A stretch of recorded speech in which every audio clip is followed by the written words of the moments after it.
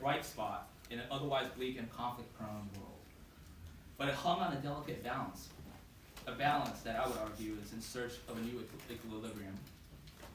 No matter how you cut the issue, whether Asia is on an inevitable rise, or perhaps a fractured ambassador resource, please join me in welcoming our opening remark speaker, Ambassador Stephen Young. So I want to put a little perspective into my discussion of where we are today in terms of both U.S.-Taiwan relations and also cross-strait relations. As Russell told me as a boy, that the cross-strait relationship, the idea that a relationship with China, even fraught with disagreements and so forth, was too important to ignore.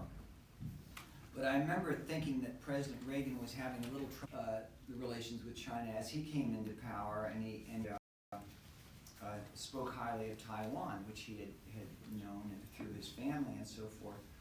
But as I recall, first in managing the EP3 crisis that occurred early into his administration, after 9/11, recognized he visited Taiwan, I think, 4 or 5 times. And he said, "How does this work out?" And I said, Taiwan has a very good record of casting a wide net and wooing political figures at the federal, state, and local level. And as a result, they had invited, this period was the amazing economic growth in 78 on under Deng Xiaoping's Kaifang opening and reform movement. And that introduced another element that had an impact on great relations and U.S.-Taiwan relations, and that was the very strong U.S. business presence and stake in trade with the nation. Hui was a key player, and I like to call him the father of Taiwan democracy, although there are others who would share that claim. Because though Taiwan did this for its own reason, I think the only region that makes China's political system look him understand the nuance of the relationship in the State Department to help by selling advanced aircraft and military equipment to the Chinese. To militaries, including sending active duty officers over to Taiwan, and I suggest that it should be a little, my head said that's impossible. But having been a part of the struggle with the bureaucrats in the State Department, particularly in the building office, to get this done, I recognize that it has been a long struggle. But my understanding is it is going to open this year in Neihu, and in local connections between our people and the people of Taiwan. I understand we have some other speakers somewhere, and with that I will look. The light is flashing red when you speak, that way that the recording actually takes place. So in keeping with our past events, we prefer to have a discussion rather than lengthy presentations. So I prepared several questions to ask our panelists. First let me introduce them. To Ambassador Young's immediate right, we have a very well-known author and East Asia expert, Gordon Chang. Gordon Chang is the author of The Coming Collapse of China and Nuclear Showdown, North Korea Takes on the World, both from Random House. His writings have appeared in the New York Times, the Wall Street Journal, Barron's, Commentary, the Weekly Standard, I mean, you name it. Gordon has given numerous briefings in Washington and other capitals and has frequently appeared on CNN, Fox News Channel, Fox Business Network. I mean, it's really hard to turn on the news and not see Gordon on the news these days. He blogs for the World Affairs Journal and served 2 terms as a trustee of Cornell University. Now, to Gordon's right, we have my dear friend and colleague, David An. And David An is currently a senior research fellow here at the Global Taiwan Institute. He was most recently a East Asia Political Affairs Officer at the U.S. State Department from starting in 2009. He was the architect of the first Taiwan political military visits to the U.S., which have continued to occur annually. David received the State Department Superior Honor Award for initiating the series of and also for taking the lead on congressional notification of U.S. arms sales to Taiwan in 2010. Mr. An was a senior more recently, before joining GTI, a senior project manager for the THAAD missile systems at Lockheed Martin Space Systems Company. So we're very pleased we were able to poach him to come back from the very lovely weather of California to what we have here in Washington, D.C. And and David has been a Fulbright Scholar and researched democracy in Taiwan and village elections in China. And now, last but not least, we have to his right my friend Harry Kazianis. Harry is the Director of Defense Studies at the Center for National Interest and Executive Editor for its publishing arm, The National Interest, an excellent publication, and I encourage everyone to read it. He currently holds several fellowships focusing on national security and defense-related issues, including Senior Fellow Non-Resident at the Nottingham, UK-based China Policy Institute, as well as Fellow for National Security Policy at the Potomac Foundation. Harry is also a columnist for Asia Times. In the past, he has led the foreign policy and defense communications efforts at the Heritage Foundation. I think it's important that we do those things. Relationship. And Gordon, just as you basically has what this policy looks like for Taiwan and then for China and the region as a whole. But just to the real question. And responding, so feel free when you want. But really, Harry. It's not J, it's M. China policy, what he's really combining, I think, if we White House readout saying that working for the United States or the international militarily. But what do they mean in terms of this new line? We make a condition of a Trump sheet them in the back of his mind. So now it's just a question of where the policies are going to go from here. And I think really that's what we have to watch. And watch in all these actions that we've seen Beijing. Today, each side played their cards differently back then. Anyone want to take the transit stops and what it means in terms of how the Tsai administration is approaching U.S. relations and China relations?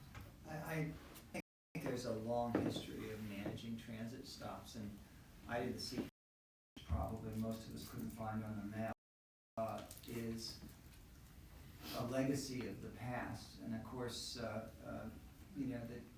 the dignity of Taiwan is a fragile thing in that respect. But to me, the very robust relations that Taiwan enjoys with the partners, and Japan is right up there, as well as Singapore.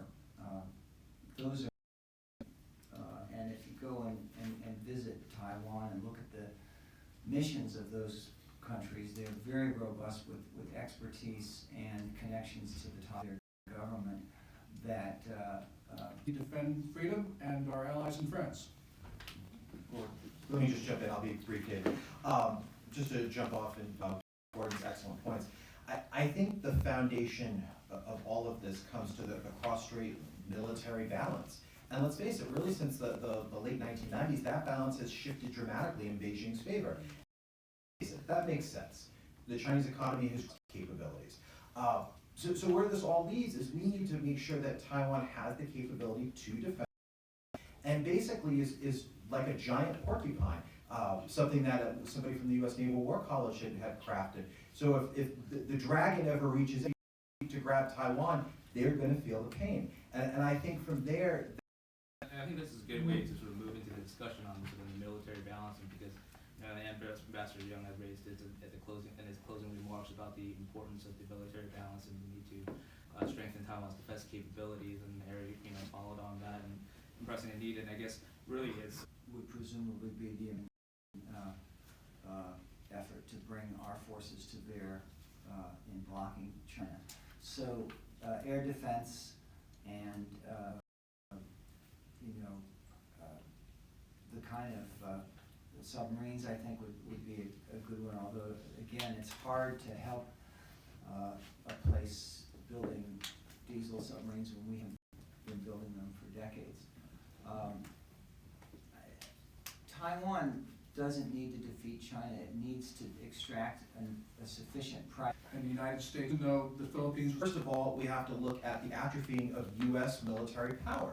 And that's in multiple different domains. We can look at the shrinking of our Navy. We can look at the readiness of our Marines, of our Army, of our Air Force.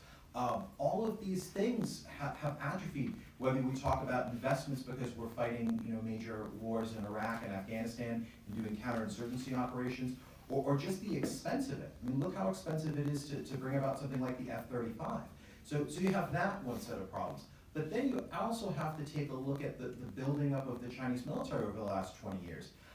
They've looked at the Taiwan Strait crisis of 1995 and 1996 every possible way. And the one thing that they've come out of that is that they have developed a very robust anti-access area denial capability to make sure that the United States, if the US was ever deploying aircraft carrier battle groups into the Asia Pacific along their coasts, that they would make the US pay a price.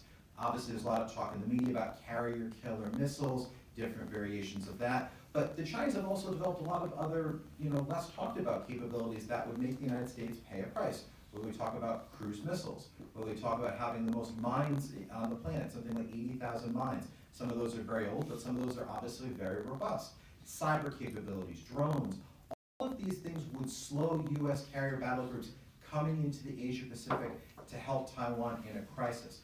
But the more fundamental question is, could we even do that? We see that basically the U.S., because Taiwan has been an unconditional partner, and former U.S. Taiwan were a mutual defense treaty ally. Therefore, the U.S. is going to continue U.S. military support for Taiwan. And the question is whether or not this is just going to be public or if it's going to be more quiet. In China. And that means if you want to accomplish historic goals, so for instance like absorbing Taiwan, you may think that this is now the time to do it, especially with the US in disarray. So putting all that together, we could be entering a time which is much more dangerous than we think because of Chinese assertion, Chinese desperation, Chinese arrogance, and really a indecisive response on the part of the American political system to what is obviously I think it has a lot to be said for it, and as I say, I regularly would go through what the Chinese do to us, and that is those salami tactics of sort of making very little steps that they can't complain about. Tired slogans that we all end up having debates about whether the ship went through a 12-mile exclusion zone, didn't go through a 12-mile exclusion zone, what that means. And our friends in Beijing Consider negotiating an FTA or even a bilateral investment agreement with Taiwan. What are your thoughts on that? What are your comments on the economic side of the relationship with Taiwan and how to enhance that? Well, Harry talked about Navarro, and Navarro's conception of all of this is you get rid of the large trade. it has a very strong trade component to it. Okay. And so I guess taking it from and I think that's based on people's own personal perceptions and political philosophies and all that. Speaking for myself, I think that there's a couple components I'd like to see the Trump forward on, and I'm hopeful on. With people like Peter Navarro and others who are in the administration who have authored these things in various publications and speaking engagements and whatnot. I think broadly when it comes to Taiwan is reinforcing Taiwan's military capabilities. I won't go too. If I was there back then, there was a very strong concern by the people I talked with that linkages with China were too great at this point, and that Taiwan needed to make much more robust economic, not just with the United States, but with Europe, with Japan, with Vietnam, with other countries. I think